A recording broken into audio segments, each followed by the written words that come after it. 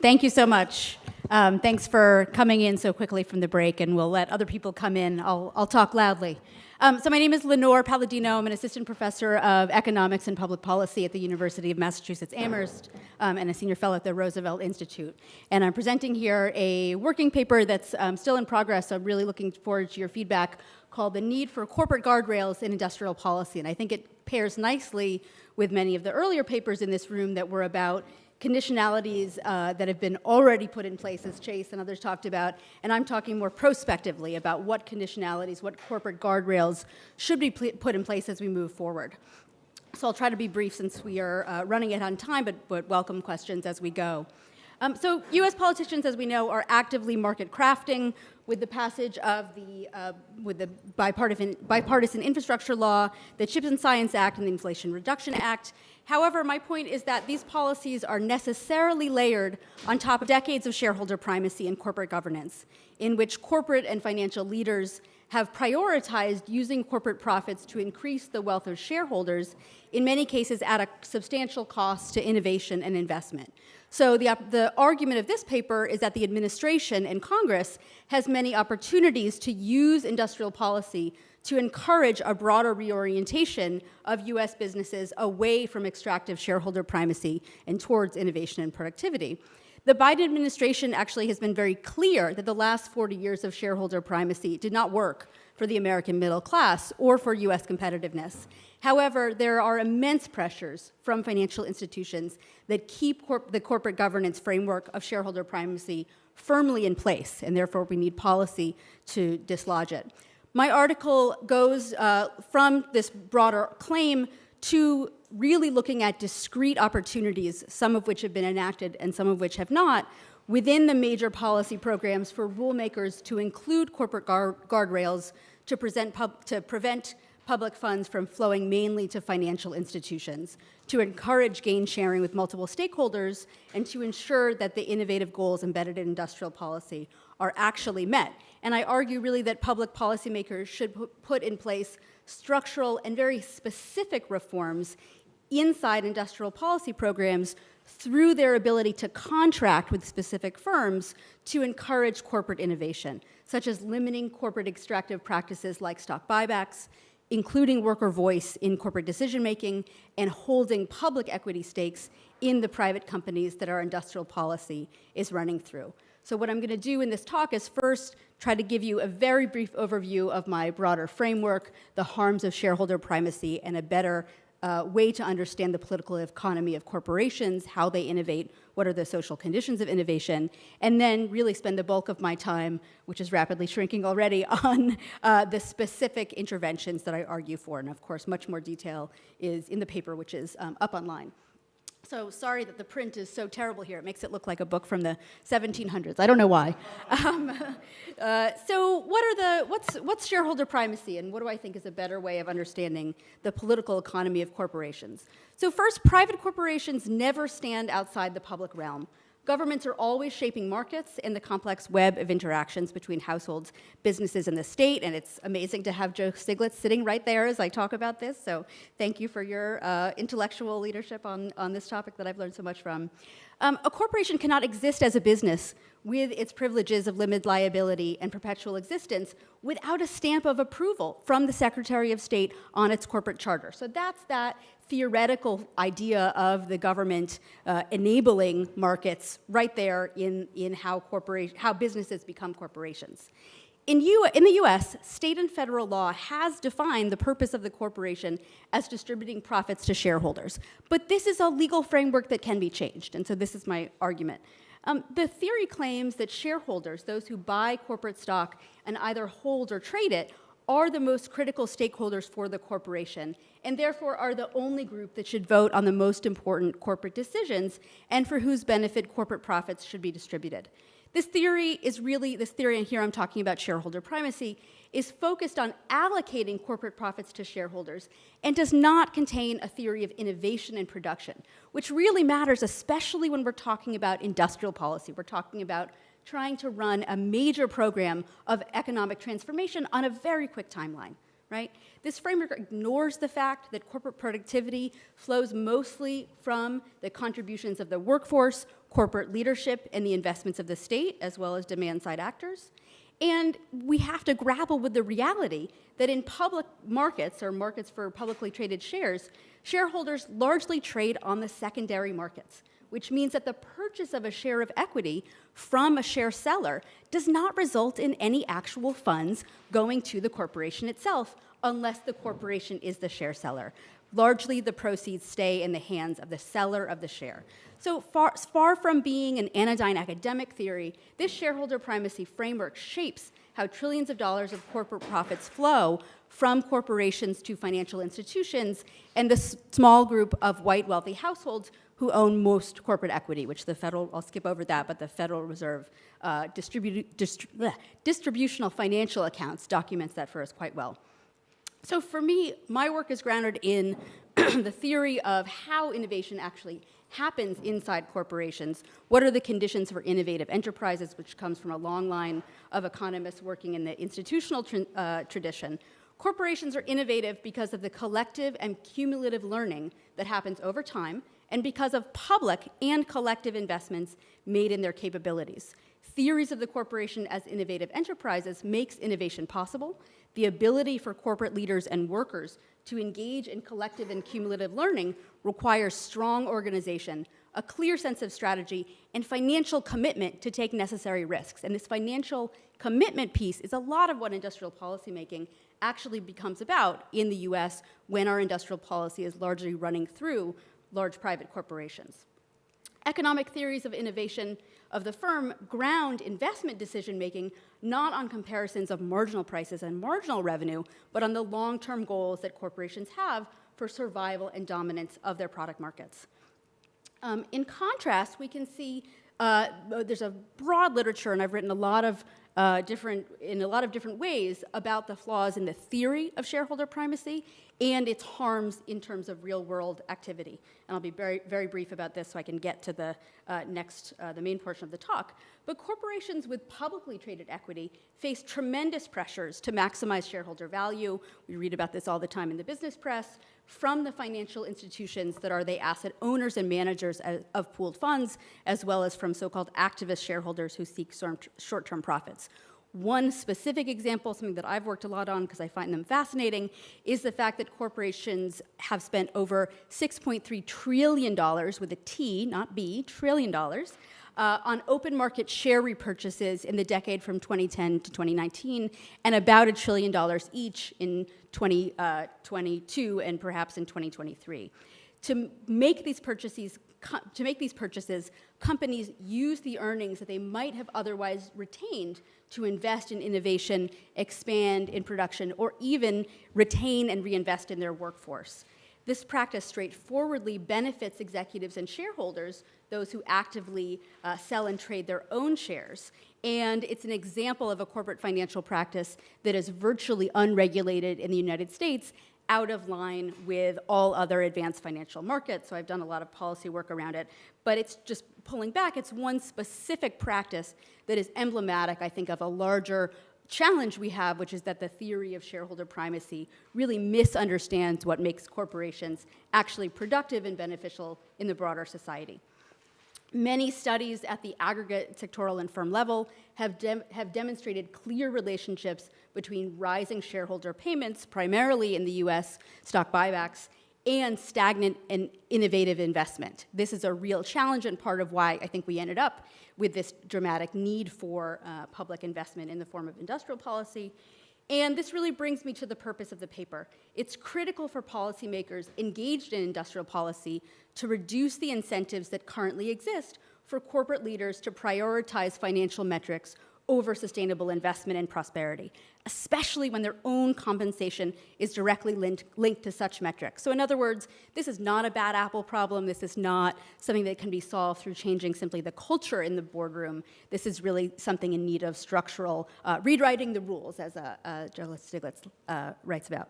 So I'm focused specifically on conditionalities. That's what I'm going to talk about more in a minute. And I just want to make clear that this is distinct from the institutional structures that can best support effective industrial policymaking. So the broader question of institutional structures is incredibly important, but what I'm focused on, because we are in the middle of this very fast rollout of industrial policymaking strategies, and because Amy Kopczynski and Jill Michaels have written, it runs so much through the contractual process between the federal government and corporations, not through our regular APA administrative state processes.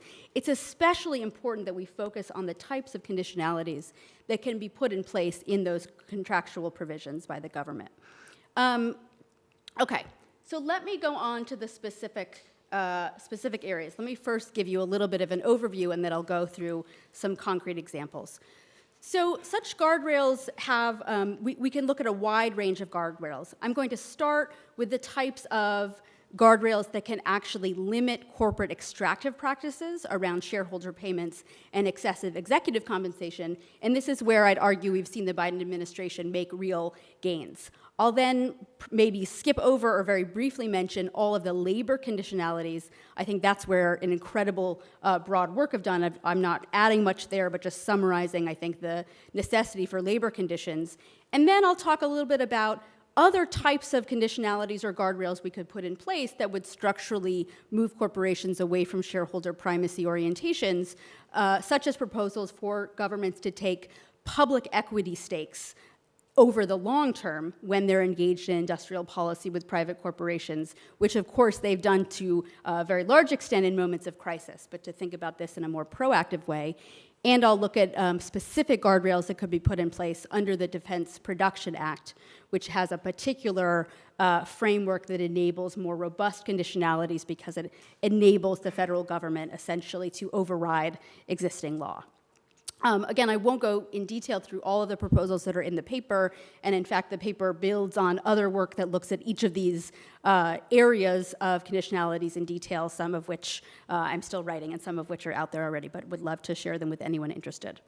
So let me start with probably the bulk of what I'll talk about, which is conditionalities that could limit corporate extractive practices, right? So my argument, again, is that straightforward policies do exist that can actually limit the ability of corporations receiving federal funds, which includes loan guarantees, as well as straightforward loans and equity stakes, that can limit these corporations from engaging in extractive practices that could hurt their focus on innovation and productivity, right? If we take that as the general goal. So let me go through first the bill, the bipartisan infrastructure law, then the CHIPS and Science Act, and then say a little bit about the IRA. In each of these major legislative initiatives, we saw some attention in the congressional process, in the lawmaking process, to including top-line conditionalities, and it made the prospect made it through in the CHIPS and Science Act and not in the other two. But my argument is that there's a tremendous amount of conditions that can still be put in place through the regulatory and rulemaking process. So let me start with the Infrastructure Investment and Jobs Act, or more commonly known as the Bipartisan Infrastructure Act. The bill focuses on physical investments that are about updating U.S. infrastructure for the 21st century. So some of these federal investments go to infrastructure services that are publicly provisioned by the federal, state, or local governments. Many of these investments run through large private corporations in telecoms and utilities. So for example, ensuring broadband internet access is one component of the bill that will be necessarily channeled through large business corporations. And as you can see here, again, the right, I apologize for the difficult to read writing on the left, but you can see here the Biden administration has launched the Affordable Connectivity Program, which I think is great. They're all about expanding access to high-speed broadband internet for U.S. households by subsidizing the cost of by subsidizing the cost directly to the household.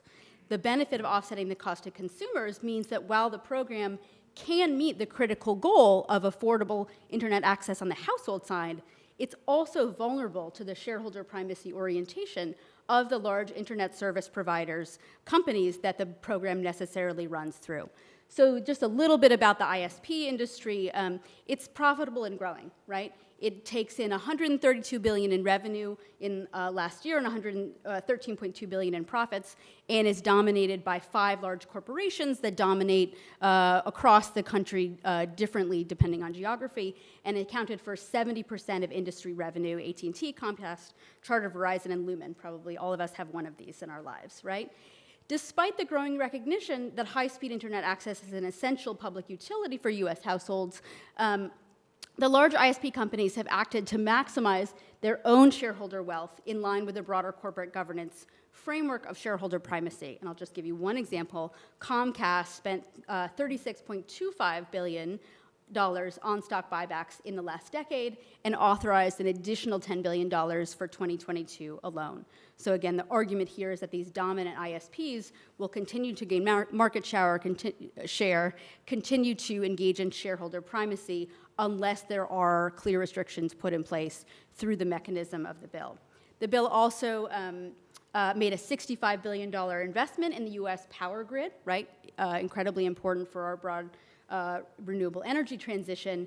And just as with broadband, the administration's investment necessarily works through a mix of investor-owned utilities, community, and public utilities, and it does not, as of yet, contain restrictions on how those investor-owned utilities can engage in shareholder payments. According to recent research by Nico Luciani, the 39 publicly listed electricity utilities in the U.S. spent 86% of their earnings on shareholder payments in the last decade, totaling $250 billion. So this is a large chunk of funds that could be going to retained earnings to focus on innovation that is going out the door in the form of shareholder payments.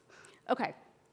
So let me now turn to the CHIPS and Science Act, where I was engaged in proposing conditionalities that I'm happy to say did become part of the rulemaking in the Act. So the semiconductor industry, we had a great keynote that included a deep discussion on it this morning, so I won't talk about the industry itself, but it is a prime example of a sector where leading companies have focused in the US in the past on shareholder payments while investment in innovation slowed. So the largest semiconductor companies that are based in the US, Intel, IBM, Qualcomm, Texas Instruments, and Broadcom, spent 71% of their net income on stock buybacks alone from 2011 to 2020, totaling $249 billion, which is actually $200 billion more than the federal subsidies that ended up being the CHIPS and Science Act. This slide is a comparison done by Bill Lazanik and Matt Hopkins of U.S. and international companies, showing the distinction in how U.S. companies focused on shareholder payments, whereas companies based primarily in East Asia don't have the regulatory structure to do so, and so they don't engage in this high level of shareholder payments. Intel, an important company for the U.S., and Pat Gelsinger was at the last day of the union, the CEO, once the leader in semiconductor production, spent 100% of its net income on shareholder payments from 2011 to 2015, which, as Bill Lazanik and Matt Hopkins put it, results in, quote, Intel's failure in organizational integration that lies in the financialized character of strategic control within the company. Intel CEO Bob Swan, who led the company from 2016 to 2021, raised buybacks 186% as compared to his predecessor.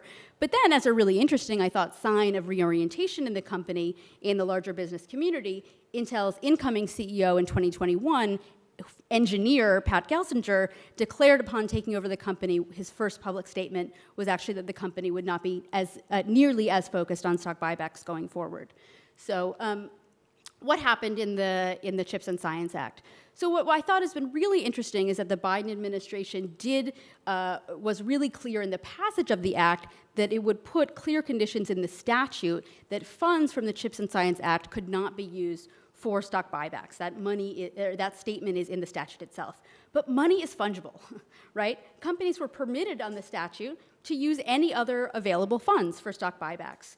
And of course, just for those of you who are less obsessed with stock buybacks than I am, it's worth knowing that the SEC regulations purport to provide some limits because stock buybacks can cause some market manipulation potentially of stock prices, purport to limit them, but in reality provide for unlimited stock buybacks. So private companies receiving a major infusion of public funds in order to further the research and development, science and technology and workforce of the future, which was the plain language of the Chips and Sciences statute, should not be focused on short-term share price appreciation, but should instead be focused on the long-term and risky process that is innovation. In my view, this requires clear limits on stock buybacks. So the CHIPS Program Office then led a rulemaking process in which the law's intention to, quote, preference companies which committed not to engage in stock buybacks with non-CHIPS funds was actually translated into specific and actionable rules. So again, this is an example. Am I at my 5 minutes yet? No. Okay, great. If people have questions, they should, because there's no Q&A after. I'll be around also, that's totally fine.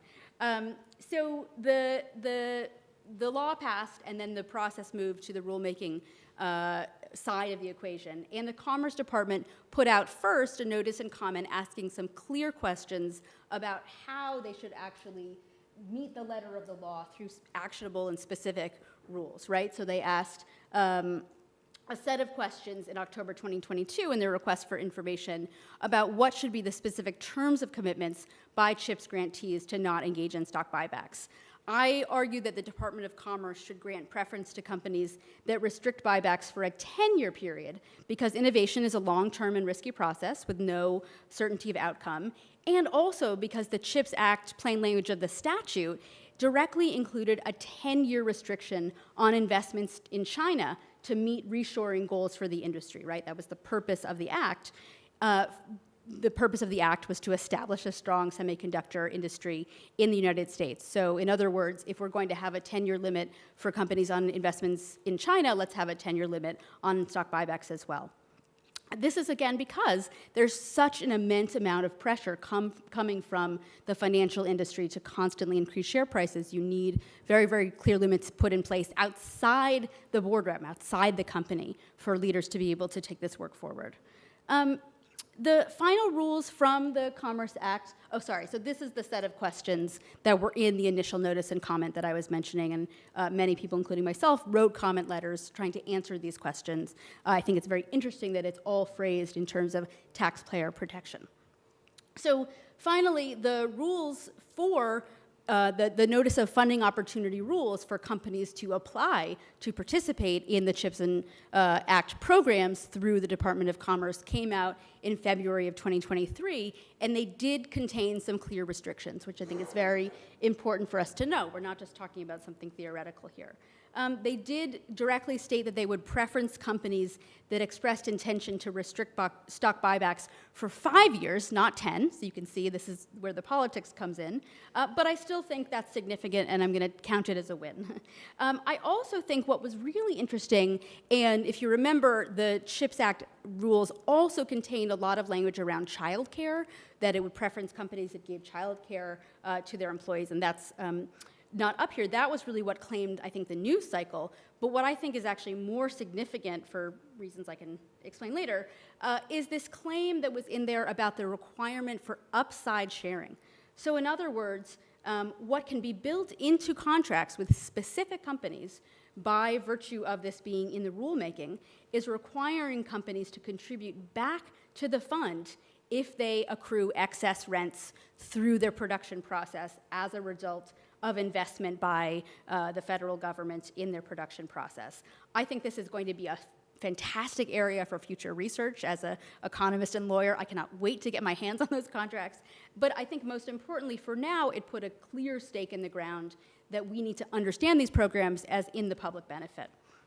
And then finally, the IRA, we know that it's mostly, the broad bulk of the program is focused on tax credit provisions, where I think it's especially difficult to put conditionalities in place because of the enforcement mechanism. Somebody asked a question about that in the earlier panel, but there is still, because it's such a massive program, a tremendous amount of funding flowing into companies directly through, for example, the Department of Energy loan programs, which I bet many of us are familiar with. So I would again argue this is turning from an example where restrictions, guardrails, were put in place to an example where thus far we don't have these kinds of restrictions. I would argue the Department of Energy should preference corporations seeking loans that commit to not conducting stock buybacks over the life of the loan, or at least commit to maintaining them under certain predefined limits, because again, we want to avoid the risk that federal funds could be used to displace pre-planned investment products, investment projects that use private funds, while now those funds are used for stock buybacks, right? As with the CHIPS Act, there would be, of course, all kinds of questions here about how to keep companies, from going back on their commitments, right? But I think that clawback mechanisms can be put in place, and even if they're still difficult to enforce, companies will know that if they violate the terms of what they've agreed to, that will come up in future considerations of them receiving federal funding. So I take I take very seriously how challenging these are to enforce, but I still think they're worth thinking about.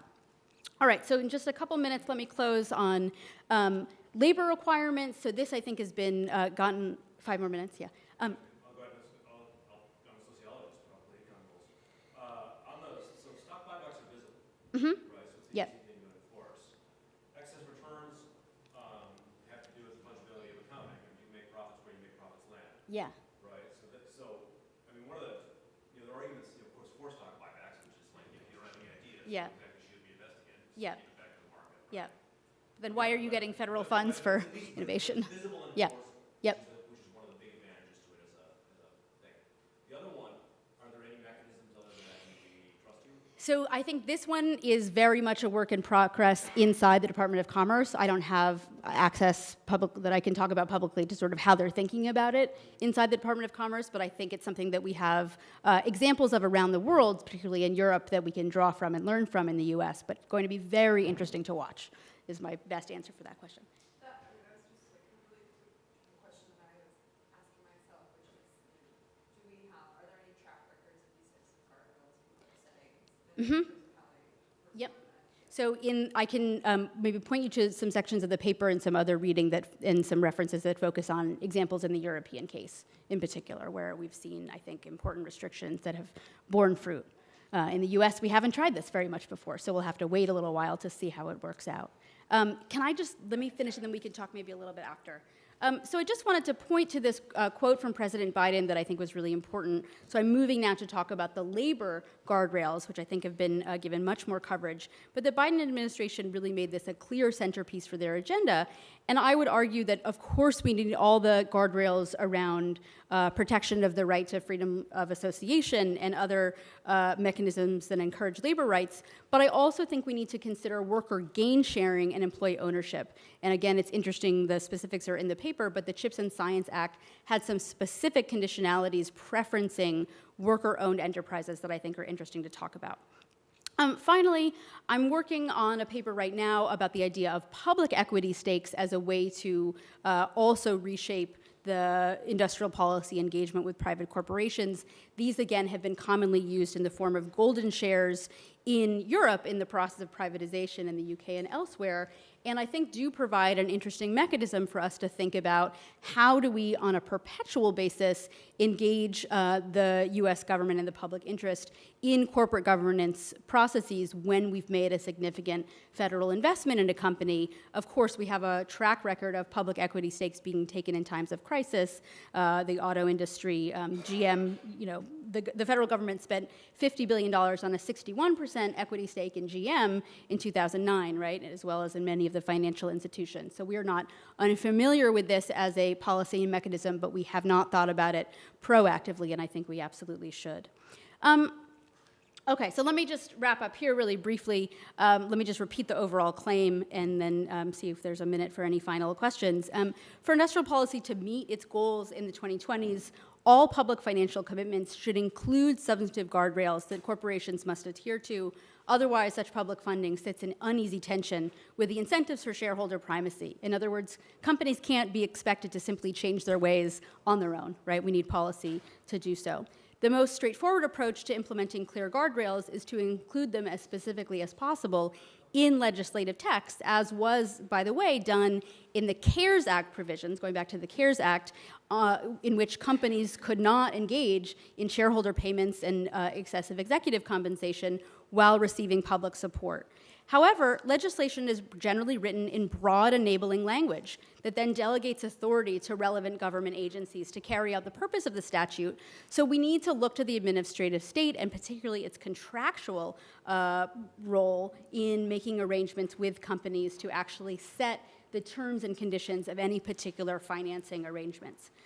Because financially extractive policies or processes are not only in conflict with the public interest, but actively divert from the purpose of industrial policy programs, policymakers do have the discretion under the law, under the purpose of these programs, to place conditions in the contracts that businesses agree to. How those contracts would then be litigated through the courts is another matter that I would love to engage with people on, but I think it's important to put the stake in the ground so that the goals of industrial policy are actually met. So thank you. Thank you. Thanks.